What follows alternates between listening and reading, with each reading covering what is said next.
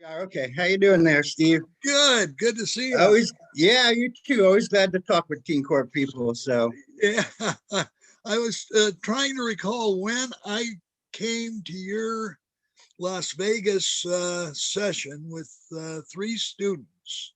wasn't that Uh, like 4 years ago or I three, think more like 6 or 8. 6 or 8? Okay. Yeah. Yeah. Well, in Yeah. All any right. event, Yeah. it's our pleasure to welcome Scott Peterson, the CEO of Global Youth Justice, which is, I think, the leading organization in the movement to create teen courts, not only in the country, but possibly the world. Uh, why don't you tell us a little bit about your history and how the organization started? Sure. Sure. Like a lot of us, we got hooked on teen court or youth court or peer court diversion programs. I got started my second job out of college. My first one in New York was opening up a homeless youth shelter. And that was from 91 to 93. And then I started up Youth Courts of the Capital District, a nonprofit in upstate New York. And that led to a lot of local programs like the Bethlehem Youth Court, the Colony Youth Court, East Greenbush. And then Janet Reno visited my youth court in 1997. Attorney General Janet Reno, our first female Attorney General. And she asked me to come work at the Justice Department, where I worked from 97 until 2008. And so I worked there advancing these youth court and teen court diversion programs around the whole country. And that was until 2008. 2009, we started Global Youth Justice just as a social venture, like a limited liability corporation. And in 2015, we turned it into a nonprofit because it had gone so well. You know, thousands of people were coming to the trainings and conferences, and the programs were still growing. And in 2008, we launched it as an official charity, a 501c3 Global Youth Justice. And then right now, 2020, we're kicking in high gear. We have a big plan from 2020 all the way through 2030 to get to 5,000 youth court diversion programs in 25 countries by 2030. So we're at about 1,800 right now in 12 countries. The US has them in all of except for 3 states. There's none in Rhode Island, none in Connecticut, and we don't have any in, what's our other state? Vermont.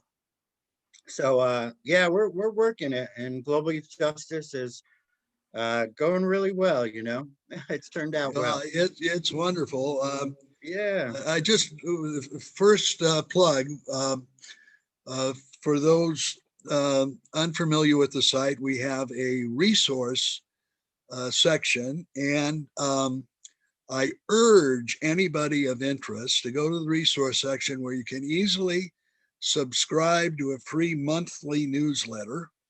And also, if you're moved to donate to, um, you know, for my money, a very worthy cause. I agree. Having seen the benefits uh, myself. Now, uh, what was your motivation? What when you first uh, found Teen Court or heard about it? What motivated you to move your career in that direction? I was looking for career direction, and I was actually thinking it was to work with the homeless. I graduated from University of Buffalo, and then I was asked to co-chair a committee to start a youth court. And it was like the first time in Albany County, which is the capital of New York, up in the city of Albany, that I'd been asked to do something. And I automatically thought, wow, this is such a great idea, having teenagers do it, keep them out of the system, and I just started saying, you know what, we should have these all through over New York after we're done with the Capital District. And it just became, I think personally for me, I've got a real nervous energy to myself. So it gave me an outlet for that to also be creative. And it also, it was something that people wanted, and that was needed. And there still aren't diversion programs around the country besides this that have scaled even close to being one of 25. So this just kind of, I think it was a combination of a lot of things: luck, timing, a lot of hard work, a lot of sacrifice, a lot of, especially the last 10 years, starting up a big nonprofit. If you don't come from a rich family where you got a little trust fund or to pay for all these bills, it was literally, okay, this month I'll buy a logo with the money I'm earning from working at the other nonprofit, which was a national nonprofit I worked at. So I was literally working to fund my side gig, which was starting up Global Youth Justice. So it just has been a lot of pieces, and it's been a lot of fun people too, which has been the fun part. You want to know something? When people talk to me about my attraction uh, and conviction, I find that restorative people, uh, by and large, are people who are seeing the glass half full. They're positive. They're energetic and really seeking to do good works. Yeah. And it's just a pleasure to be around them. Yeah, right, I right. personally got started through a weird set of circumstances. I found myself in my 60s entering a classroom full time for the first time Mhm. to create an academy of law. And I was looking for something relevant. I wasn't looking for restorative justice. And I came across teen court, and just a immediate attraction. It's such a win-win circumstance. So Right. do you want to tell the folks you have 2 annual meetings? Yeah, yeah. And And we were up to actually 3 trainings a year, 3 day ones, and now we've started putting on conferences. So we did our first one. We had a goal for 150 people, which easily we filled up because there are so many programs and there's nowhere else for people to go.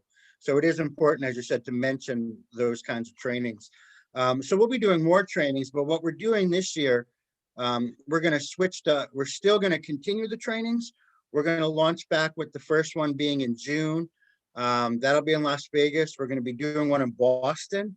We're also looking doing one in Louisiana. So we're going to start having them in different parts of the country.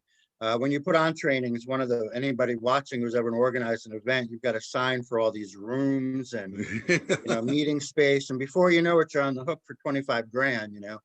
So because we do all of these in a volunteer capacity, we don't make money off them. We charge people 195 and feed people, spend it all. So it's in a good spirit. Nobody's making money off it, but we also can't lose money. And that's one of the things. Is really, for the past 10 or 11 years, there's been nobody besides us on a national or global level who's done anything. And we hope down the road there'll be 3, 4, or 5 groups, nationally, like there is for mentoring and other things. uh-huh. So we're kind of doing all the pieces of it, the newsletters, the trainings, the technical assistance, the website, making everything public domain on the website. So it's just done in a good spirit. Now it is changing because we are now we applied for federal grants. Our first one we submitted and won for the 9/11 day federal holiday with AmeriCorps. So we were just picked as to be United Way Worldwide and Global Youth Justice. We're picked as the 2 organizations to lead to September 11th federal holiday and involve youth and volunteer things. And so we're excited about that. And the phone call right before I had with you was with Verizon, and that we're going to plant 9/11 day trees, 2,977 for each person that died on September 11th. And so Verizon's going to pay for trees, $50,000 worth of trees for people to plant all around the country. So all the youth and teen courts will get about 100 of them to each plant 30 trees in memory of each person that died. So that worked out good. I delayed your call for an hour, but they're going to give Arbor Day $50,000 in an account for us so that we can ship the trees to the programs. So that worked out well.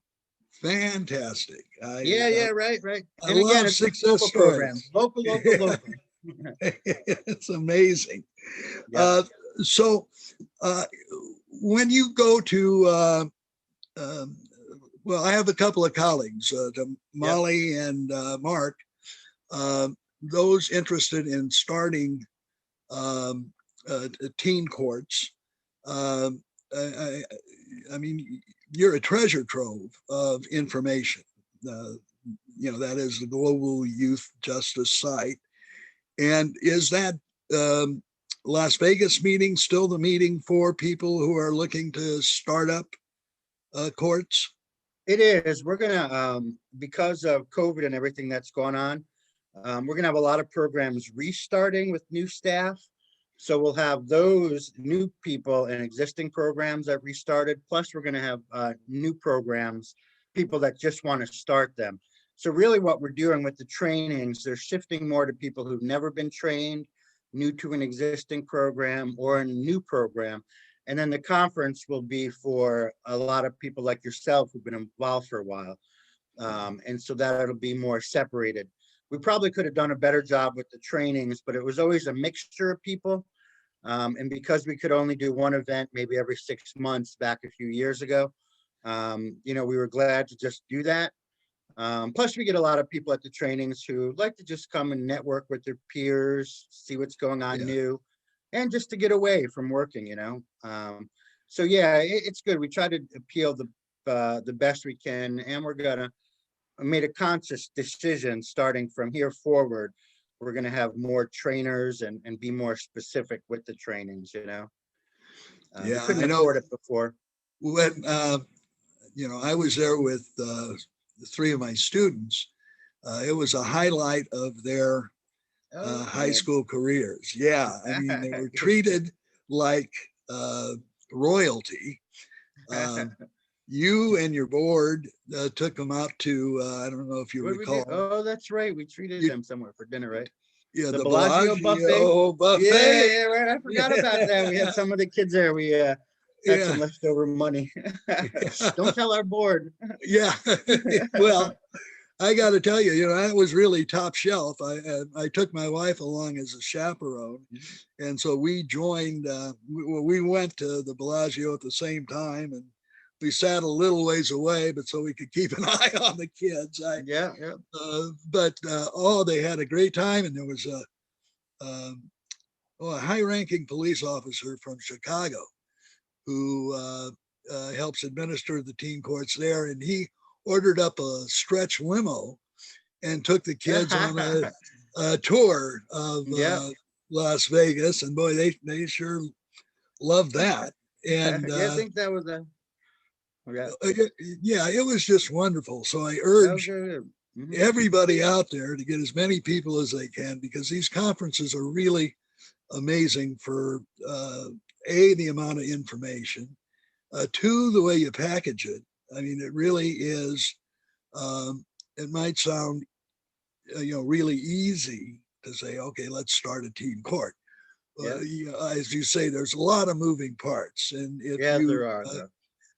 like I say, I have a couple of colleagues who I worked with here in San Diego, who one's now in Nevada, and the other's still in California, but they both want to start up, courts there, and they joined in working with existing courts, and even with their Yeah, work, yeah. they really didn't have an appreciation for what's involved in getting one off the ground. Yeah, a Uh, lot of pieces. yeah, Especially yeah, they're volunteer driven. For youth and adults, you need a lot.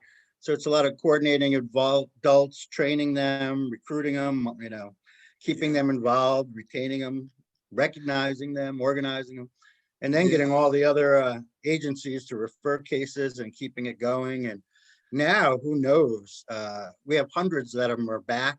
We have hundreds more that are in COVID pause mode. yeah, By state or county, they just can't meet in a group. Like where I'm in right, Massachusetts, you can't have more than 10 people in a social or professional gathering. yeah, And that's still as of today. And you could have one case that could literally have 10 people involved, just between a parent, guardian, the offender, adult coordinator, and then the youth in the different roles. So yeah, it's really, and we have hundreds more that we don't know what's going on, but we're doing our best to check. We're yeah, not a federation or association or membership where anybody pays us money. So a lot of it's just done through, again, a couple of us, making the time to, okay, I'll email 100 tomorrow, see how many respond, and can you go in Google and type in youth court and go through like 200 pages and try to find what you can. But No, I understand. yeah, And yeah, our hard work. program here in San Diego County has been, Mhm. being put on pause is, I think, a charitable word for semi-catastrophe. Yeah, Um, yeah, you know, yeah, you know, exactly right.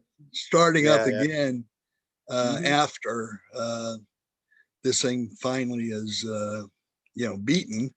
Yep. Is gonna be a daunting task, I think. It is, it is. Yeah, And I know we lost 27 already, and I wouldn't be surprised if we end up losing 100 that don't come back, and we have a lot more starting. There's a lot of states that are passing legislation like Virginia to put one in every county, Pennsylvania, and some of these states where there are not ones.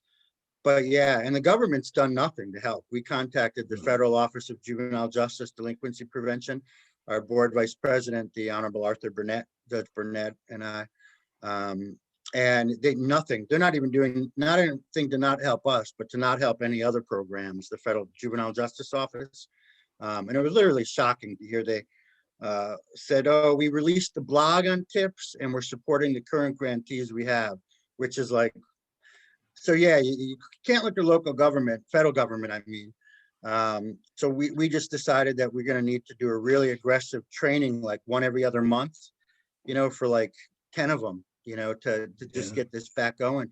Because if not, you'll have more kids in the system, because there really are no other diversion programs referring this many kids, because these are so affordable, because you have one adult coordinator full-time or part-time, or a couple part-time people, maybe one full-time. It really varies what they have. yeah, Um, and even in the tribes too. A lot of the programs that I've talked to there, those have almost pretty much stopped, because the tribes have really closed things down further. been hit But hard.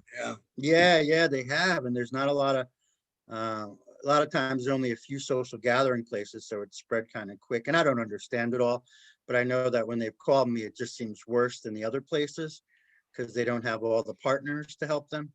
yeah, Um, and pretty much nobody's talking about it. Any of the other criminal justice programs, juvenile justice, not a bad thing, but we've released on social media what's going on with us. Hundreds have started, hundreds are in this pause mode, which is worse, and 100 we don't know, and some have closed. So we've done our best to be transparent. Anything we know, we release, because we don't look at it as a bad thing. We don't try to hide anything. It is what yeah, it is. And we're not in control of anything on purpose. We don't tell anybody what to do, because that's not our spot, or nobody needs to listen, because it's real local. So these yeah, programs are so local that they almost all the places they figure it out. yeah. And it's like you said, we're the resource out there, but we're the chief, like cheerleaders in chief too. Yeah. I think that's probably what we do better sometimes, and Yeah. we got to do better on other stuff. But considering Well, most of it's all been done volunteer, I went through my whole 401k spending it to start Global Youth Justice, but I don't have no kids, so it was a good investment. But yeah, it's going good now. Finally, knock out some wood. There's wood back here on our panels or somewhere. well, But it yeah, certainly, yeah. I mean, it's don't need to get into the numbers here because they're all on your site, I think. yeah, yep. I mean, if you're looking for data to support the efficacy of the teen court, you've got it on globalyouthjustice.org. And it's just amazing. I mean, I've never seen such a win-win uh, proposition. Uh, and Yeah. in terms, I think that New York isn't New York in their criminal reform bill. Aren't they promoting youth courts? Courts, yeah, they are. New York, like North Carolina, they raised the age from minors from 16 to 18. But what that really did then is 16 and 17-year-olds, it put them into the juvenile justice system, which already didn't have a lot of diversion programs. So there's a positive side to it. These 16, 17-year-olds aren't in the adult system, but they're in the juvenile justice system, which sometimes can be worse if you're a kid. Yeah, And like you said, you used a good word, policy. all these places want to pass policy, but there's no policy, there's no appropriation money to go with it to support it, in most cases. Well, So it's really, I had, and again, I'll refer listeners to the resource page, but I had a group of teen advocates who put together a movement to try to generate a bill from the California State Legislature to fund teen courts in high schools. And, we got, before COVID, we had, we got an assemblyman or assemblywoman who was a powerful lady, charge of the Ways and Means Committee, to lend a hand. And then COVID started and just dropped off the face of the earth. yeah, so many things. So many needs. But I fully expect that we'll pick it up once the time is right. And what a great experience for the kids to deal with.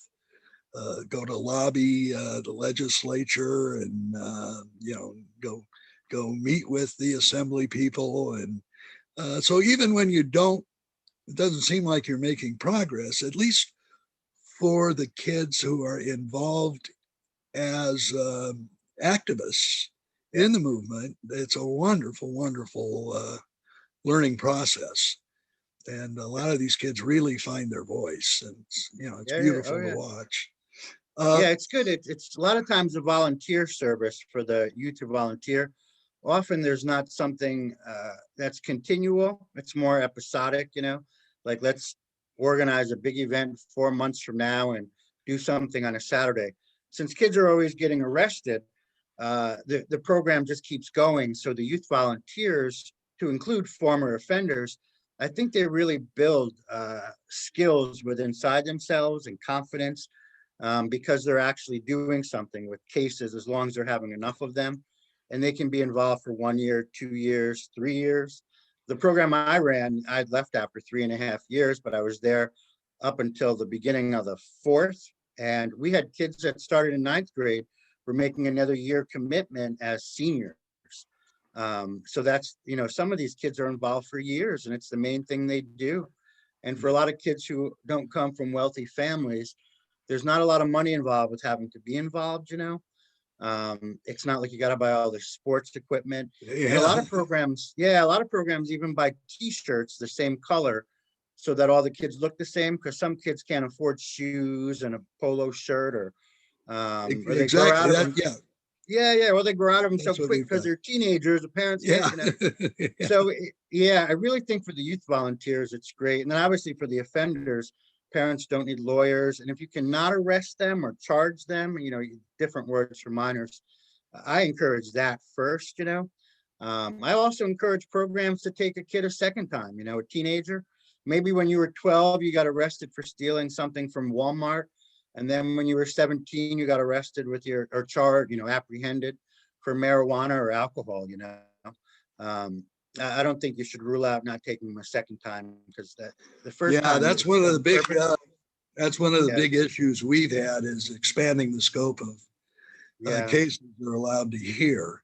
And it's really frustrating because, like I say, the results are just, you can't argue with success. It's so easy to see the failure of the punitive systems that are, currently in control of the process.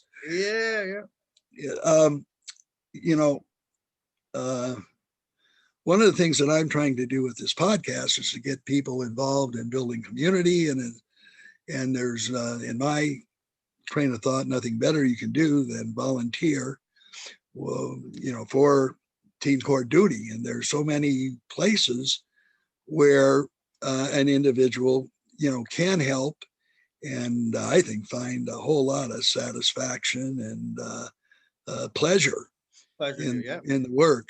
And so I know that you have on your site a lot of information on volunteerism. Yeah, yeah, very And important. so I would suggest anybody interested, and I would urge you to consider, becoming involved. If it's San Diego County, you can call me. If it's anywhere else in the world, call Scott. Maybe call Steve for California too. You Yeah, can take okay. that one state. I'll take California. But in any event, it's very easy to find on your site. And I just know that if it even sounds good to you a little bit, you'll Yeah. find out how much satisfaction you can gain by getting involved in this community building, activity. And lots of opportunities for the adult volunteers too. They're No, not that's only what on I'm talking boards. about, adult volunteers. Yeah. That's what I was just building on that too. But there's lots of roles, not just board committee roles, but training the youth, serving as like case mentors, helping out with the mandated community service projects, helping raise money. Yeah, there's a lot of roles for people to literally anybody that wants to do something. There's a lot of ways to get involved.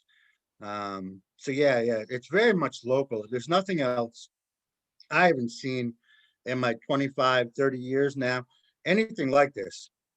I tell people it's a textbook example of a local grassroots movement. If you really looked how this is spread, it's spread locally. The federal government never funded local programs, and we didn't really want to, and we didn't really need to when I did that for 10 years before Global Youth Justice. And I don't think it's a good idea because then you got to worry about when the grant ends. And a lot of these operate on budgets. I'd say 75% of them operate on budgets between 25,000 and 100. And then other ones operate on 5,000. And I know some that operate on like 300,000. But it's not just the local program. Sometimes it's a county-wide program, like in Florida or Texas or Colorado. And there's like 8 different communities in it. So it really depends on how many programs you have, but more importantly, the programmatic elements of one of these youth courts or teen court diversion programs. Because if you're doing the community service, the mandated service that the kids who've been charged, arrested, apprehended have to do, some of them do that, all of it with them, training them depending on the number of cases you have.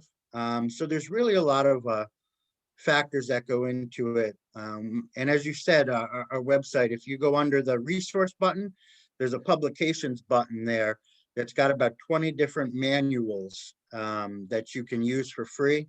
The American Bar Association developed them, street law, and those were all paid for with our federal taxpayer dollars. So they're 100% public domain to cut and paste, use. And sometimes a manual might be long. It's really not that hard to set up as long as you have the go ahead from the local community leaders. Without that, it can be a lot more difficult in forcing them to come to the decision that they need a diversion program. I support a system of graduated sanctions for several diversion programs, because this isn't the end all be all. But in practicality, probably 95% of these communities, they can barely afford one, or they don't want more than one. So there's really not another option in most cases. Well, I've tried to spend a lot of time training law enforcement, especially the folks on the beat, that deal directly, with the kids, and find such a broad range of responses. It's, it's just amazing to me how many divergent opinions there are. And I've sort of taken the path of least resistance. Thank God I find somebody who's willing to listen and work on them instead of trying to change the mind of, it's always a question of how to devote whatever resources you have. And that's really a local decision to be made. But it's, I think it's really progress. And the uh, um, work will go on. Yeah, yeah, it will. Yeah. So And this is how it spreads, like what you're doing yes, right now, interviewing me. We'll share this, we'll get it out to more people.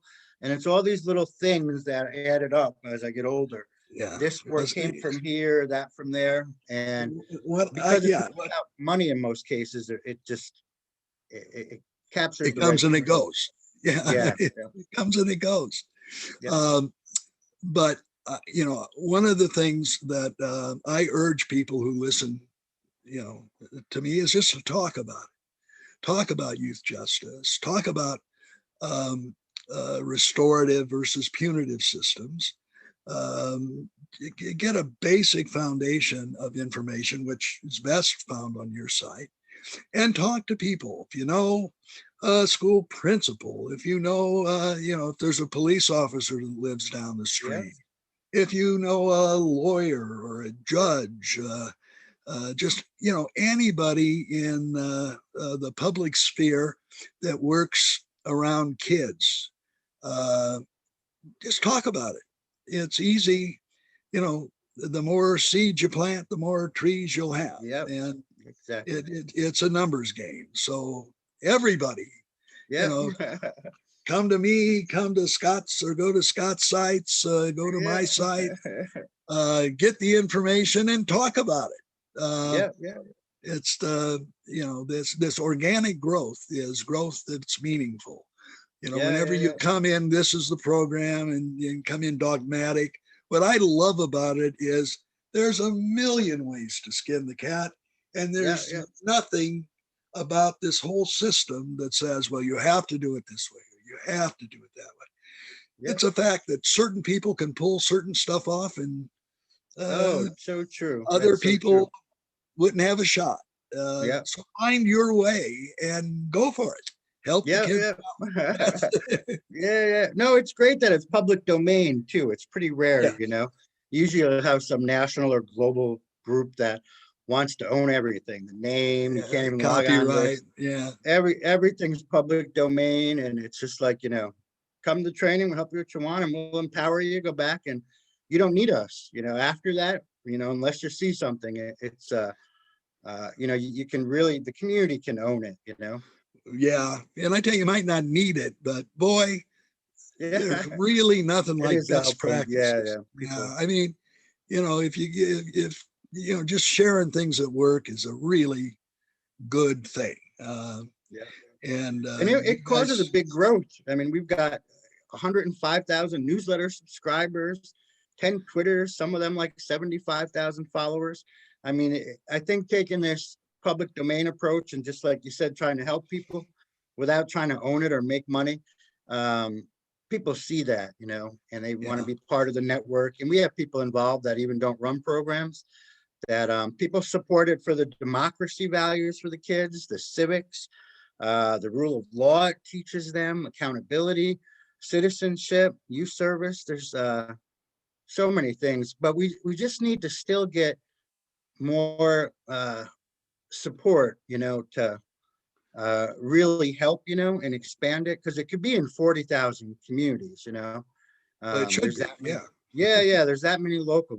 Every community should have them, and that's our goal. Is to keep going in that direction.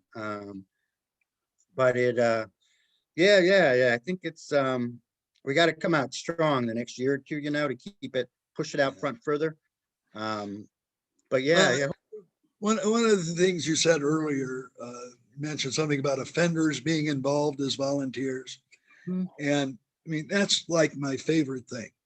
The teen court jury will order the offender to um, participate in teen court jury instruction fair duty, yeah, and participate in a specific number of cases, 5 cases, 10 cases, whatever yeah, the jury comes up with.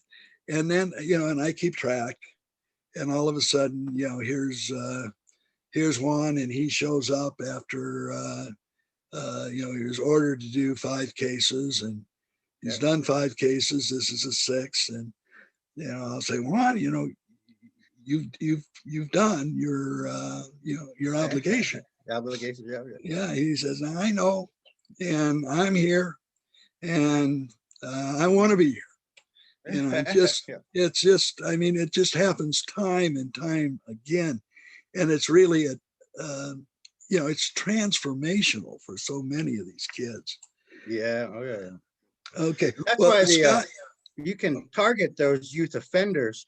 What I used to do, and when I'm doing the teaching, I tell people keep track of all the youth offenders who went through your program last year. And when it comes time to recruit volunteers to serve as the prosecutor, judge, whatever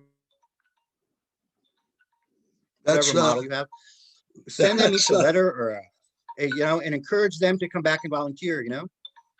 So it's important to involve them all. And all these kids are all, a lot of times it's just who got caught. But some are taking their.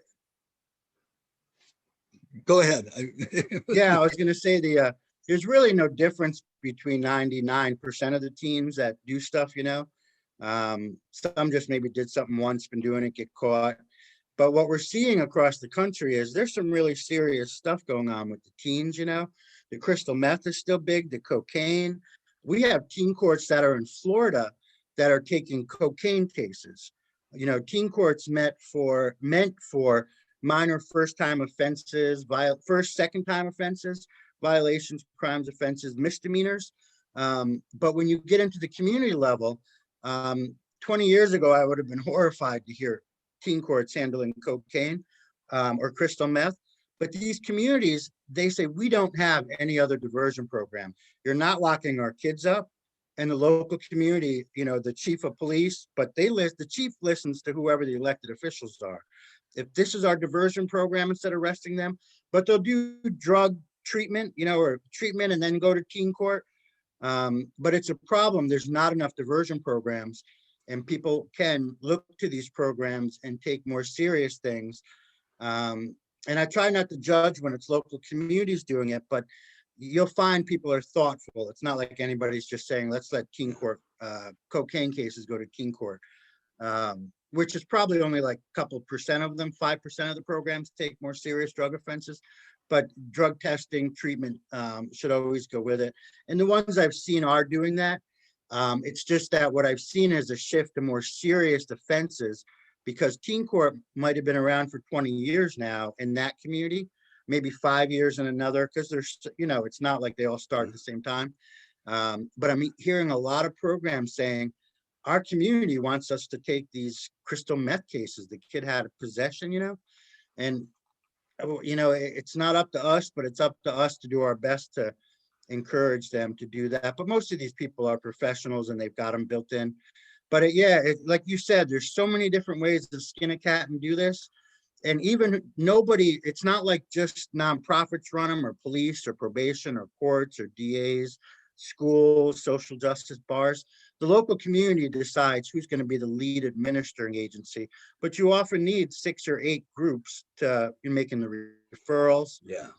So again, it's local. You can pick it up and run with it like you've done and like I've done. Just take it to a, now different.